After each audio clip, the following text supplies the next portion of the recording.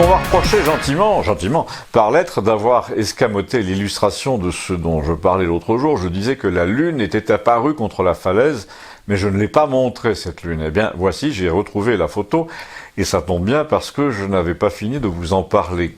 Et pourquoi ? Eh bien parce que notre personnage un peu bizarre, là, Léon, celui qui ressemble à un moine du XVIe siècle et qui voit les morts à ses moments perdus, fait une fixation sur la Lune, dont la conquête a eu lieu il y a 50 ans, et qui est en ce moment l'objet de convoitises minières, politiques, on ne sait pas, les deux sans doute, puisque maintenant les nations sont en train de passer du désir de planter un drapeau à celui de définir des concessions territoriales.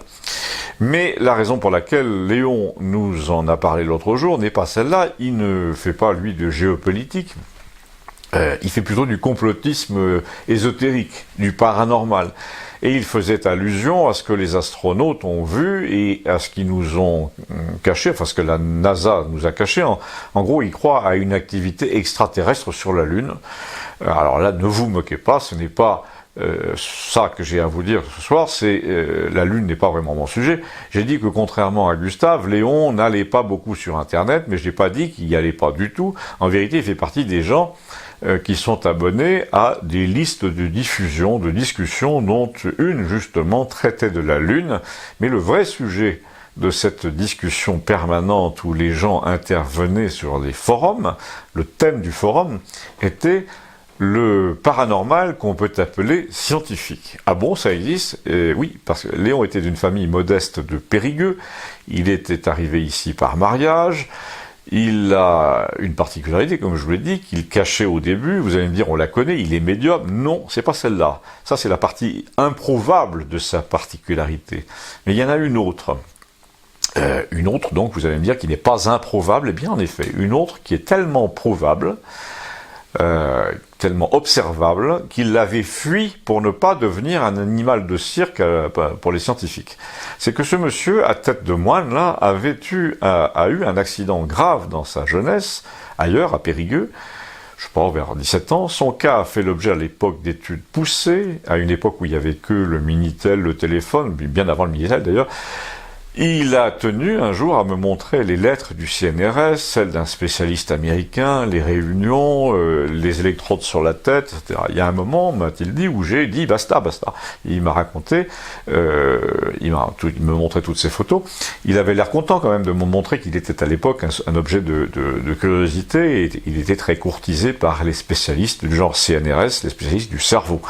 Alors en quoi son accident a-t-il intéressé la science ? Eh bien parce que, à cause d'un traumatisme crânien très précis sur la tempe, un peu par là, sa perception du réel a été décalée. Il m'a dit, c'est comme ça, c'est comme si on avait laissé tomber un poste de radio, les fréquences ont changé, et c'est comme ça qu'il y a 30 ans, on m'a envoyé voir ce bénédictin, là, nommé Bernard. À l'époque, il donnait des consultations dans son couvent, dont il n'avait pas été viré, et donc il me raconte, j'étais moi hyper dépressif, c'était assez banal, mais je calculais, ça ce qui était beaucoup moins banal, c'est que je calculais la géométrie d'à peu près tout autour de moi, je te disais si tel côté faisait le tiers de tel autre, je voyais la beauté de certains nombres comme le 771, je te disais combien il fallait de générations de 25 ans pour arriver à l'homme de Néandertal, je te disais quel était ton jour de naissance dans la semaine, et même celui de Voltaire, mais le plus grave, c'était que je passais mon temps à remettre des objets dans le bon ordre, à les classer par couleur et par forme, je me lavais les mains tout le temps. Enfin bref, c'était une maladie mentale, c'est pour ça que j'avais besoin de quelqu'un, et puis tout est devenu plus heureux grâce à ce Bernard, le moine là, je suis devenu mystique, et quand ce Bernard a quitté le couvent, quand il a connu la gouvernante de sa sœur, là, cette fille qui s'appelle Suzanne, et qui fait du piano sans avoir jamais appris, et bien cette fois c'est Bernard qui m'a consulté à son sujet, il voulait savoir s'il pouvait avoir confiance en elle, et la garder. Elle avait 30-32 ans à l'époque. Elle m'a dit qu'elle entendait le monde comme un concert, et elle regrettait que la planète ne soit pas peuplée que de surdoués et d'animaux. Le moins qu'on puisse dire, a-t-il ajouté, c'est que ça nous changerait en effet. Il a désigné sur le présentoir la première page d'un journal où il y avait la tête du Premier ministre, en disant « Les surdoués nous manquent ». Abonnez-vous, merci. Quand on dépend du courant électrique pour presque tout, y compris, je vous le rappelle désormais, pour le téléphone, puisque la tendance est à la box, c'est-à-dire au téléphone par Internet, alimenté en 12 volts, eh bien, les orages à la campagne peuvent être non seulement dévastateurs pour vos récoltes, pour vos toitures, mais aussi pour votre sécurité, pour votre vie, pour votre morale, dans le cas des personnes âgées. Il s'est produit récemment deux choses à Campagnole qui en témoignent, qui montrent à quel point tout le monde, peu à peu, se détache du souci de l'autre et s'éloigne de ce qu'on appelait autrefois le service public, surtout pour les vieux qui ne sont pas entourés ou mal entourés. D'ailleurs, je veux parler de mon voisin immédiat, en l'occurrence 95 ans, qui m'a dit un jour que sa box, sa live box, poussait de temps en temps des petits cris stridents, et des claquements même, et donc renseignement pris, il fallait absolument la changer. Donc vous pensez peut-être qu'on allait lui envoyer sa remplaçante par la poste, puisqu'il a 95 ans, mais pas du tout. Il est allé la chercher en voiture, au point relais, à 30 km. Alors une fois la boîte ouverte et les fils retranchés, nous ne trouvions pas trace d'une petite liaison par câble du raccordement entre la fameuse boîte et le téléphone, qui s'appelle une RJ45, donc plus de téléphone. Je finis par trouver ce morceau de câble dans mes propres réserves, soulagement et fin de l'alerte. Et le surlendemain, on nous annonce qu'un front d'orage est en train d'arriver des Pyrénées. Et en effet, ça tonne assez sévèrement, ça vente toute la nuit, ça grêle même. Le lendemain à 8h, pas d'électricité. Alors avec mon portable, je signale qu'un câble traîne par terre à l'entrée du village. On vous envoie une équipe, me dit-on. 11h, personne évidemment, personne n'a d'électricité, personne dans le café d'en bas, pas non plus à la mairie, pas de photocopie, pas d'ordinateur. À 15h le même jour, j'envoie par internet et par mon mobile 3 photos qui montrent le désastre et le câble par terre. Le maire s'en fout visiblement, puisqu'il est à l'hôtel de région pour une réunion beaucoup plus importante que nous ne le sommes, et les difficultés sur le terrain sont l'affaire des techniciens, dit-il. Or justement, un technicien se pointe à 17h, et là je sens le coup fourré, parce que le type est en fait en costume cravate, ou peu s'en faut, au volant d'un utilitaire d'agent commercial, et donc aucun outil, aucune échelle sur le toit.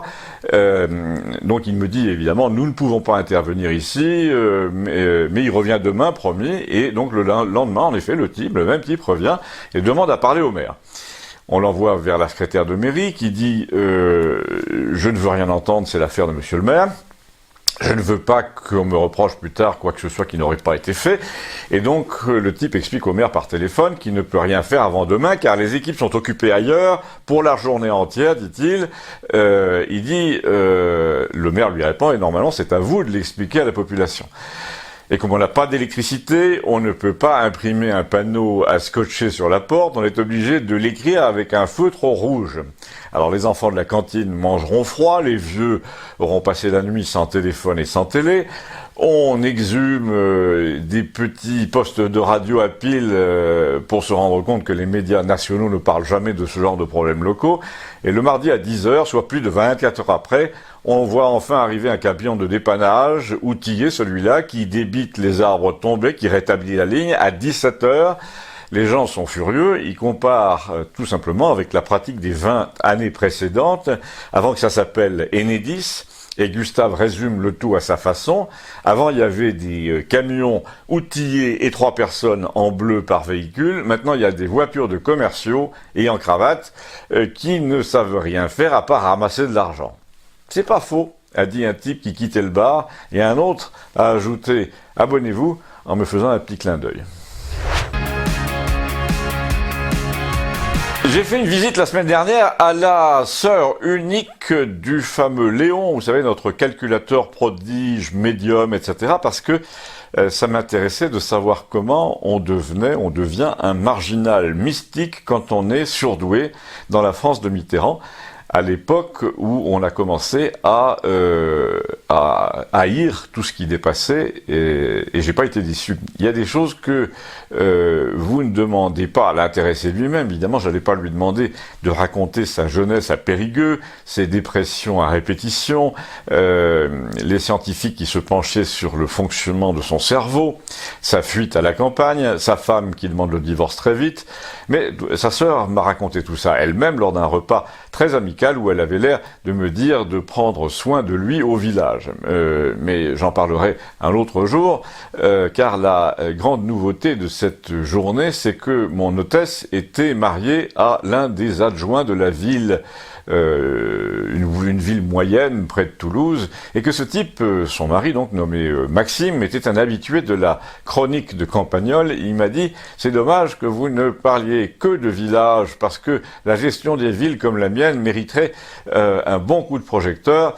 Je lui ai donc proposé de faire l'éclairagiste lui-même, je veux dire, et il m'a dit: moi je veux bien, je vous parlerai des problèmes que nous avons. Et donc après le repas, il a absolument tenu à me faire le tour de cette ville où il était né, d'un père chef d'orchestre et d'une mère ex-bonne sœur, ce qui ne s'invente pas.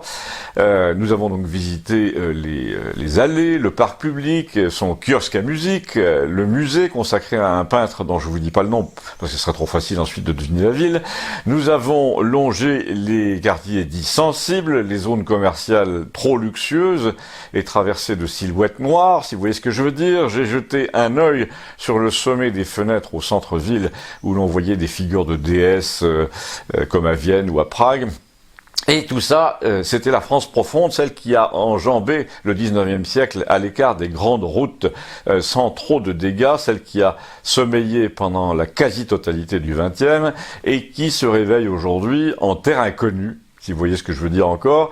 Et nous allons appeler cette ville, si vous voulez bien, Villeneuve, d'abord parce que elle a pas mal d'homonymes en France, mais aussi par dérision, parce que c'est une ville au contraire très ancienne, avec des immeubles un peu noircis, avec des loges de concierges, des airs de vieille Europe, avec un centre-ville du XIIe siècle et des bâtiments qui ont vu passer des gens en haute forme et aussi une droguerie centrale avec un lettrage années 50 très joli et un cinéma appelé le Majestic. Mais aussi parce que toute la vulgarité de l'ère Mitterrand-Chirac s'est abattue sur cette vie sociale paisible et parce que les élus sous Sarkozy ont commencé à nous parler d'enjeux, comme tous les esprits faibles, ce qui voulait dire qu'il fallait mettre la ville au niveau de la modernité la plus brutale. Et pendant qu'ils tenaient ce discours, ils ont laissé la terre entière envahir la vie sociale, ou ce qu'il en reste, ou ce qu'il en restait, ce qui fait que désormais, le maire a toutes les peines du monde à renouer avec le passé glorieux de cette cité, parce que elle a été tout exprès transformée en zone de transit.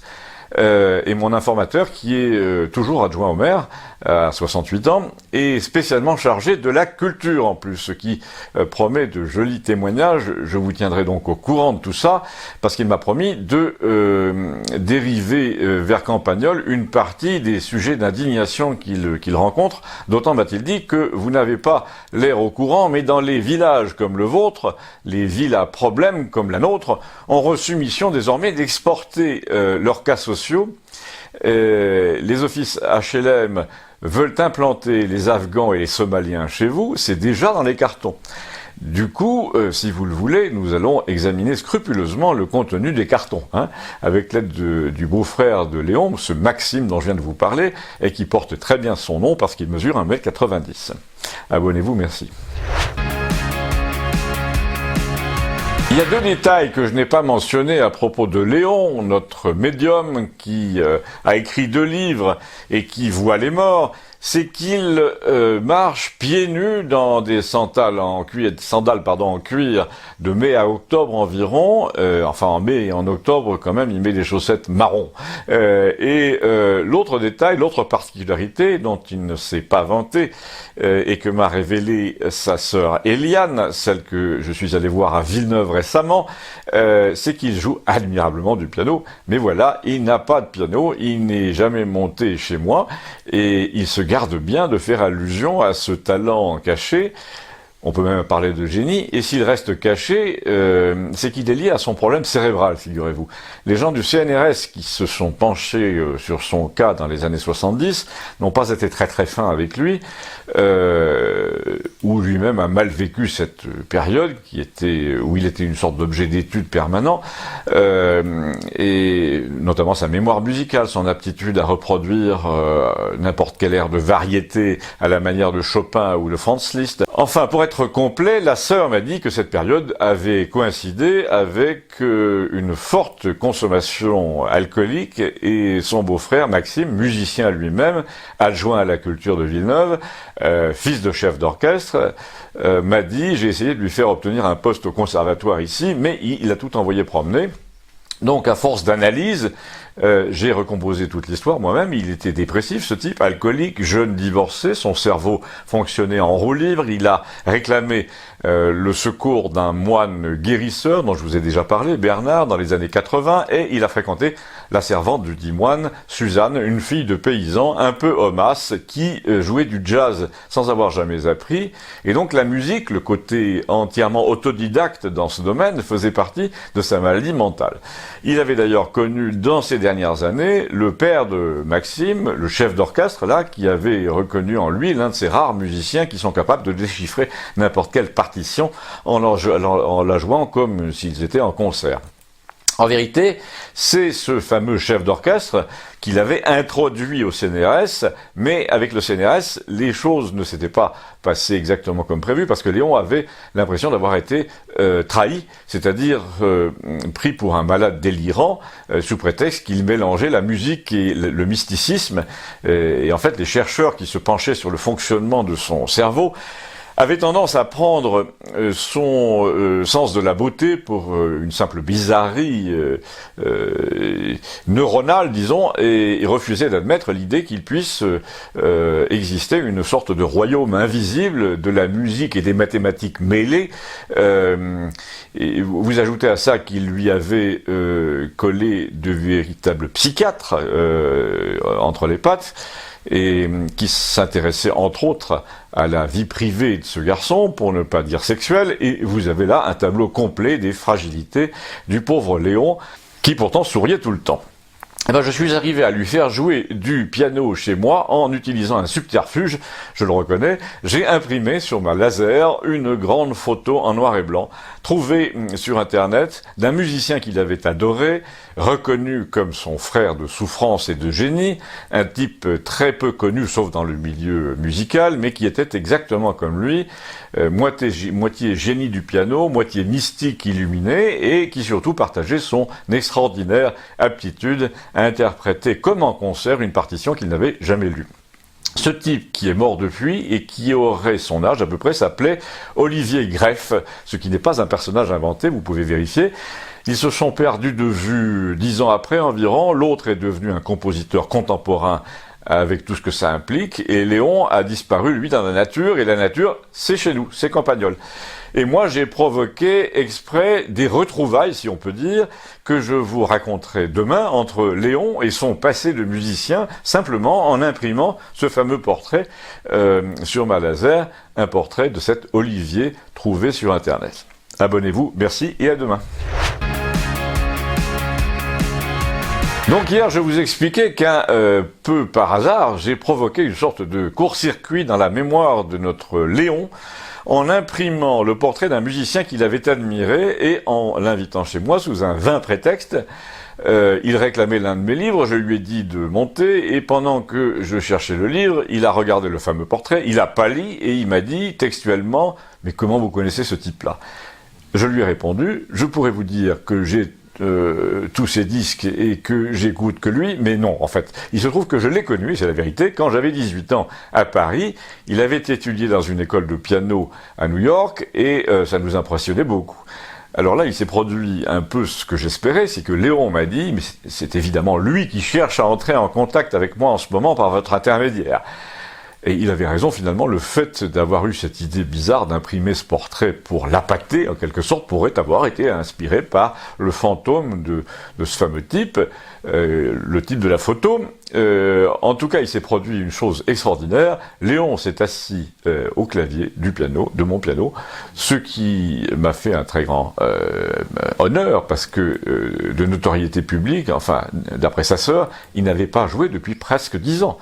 Et là, j'ai eu droit à une espèce de morceau rageur, splendide de Franz Liszt qui s'appelle La valse de Méphisto. Ça monte et ça descend à toute allure.